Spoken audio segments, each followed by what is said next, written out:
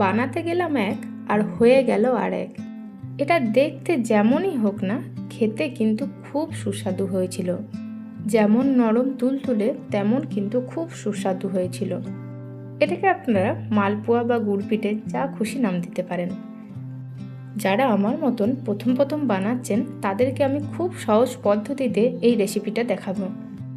এইভাবে আপনারা একবার বানিয়ে দেখবেন খেতে খুব সুন্দর লাগবে।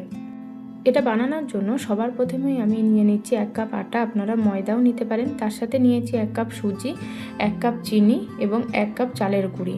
আপনারা চিনিটা কম বেশি নিতে পারেন, মিষ্টি অনুযায়ী আপনারা কিন্তু নিয়ে নেবেন।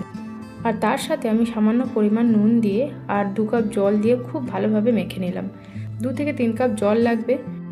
এটাকে খুব বেশি নরমও করা যাবে না, আবার খুব বেশি শক্তও করা যাবে না, মোটামুটি একটা ব্যাটারটা বানিয়ে নেবেন। এটাকে আমি আধা ঘন্টার জন্য রেস্টে রেখেছিলাম।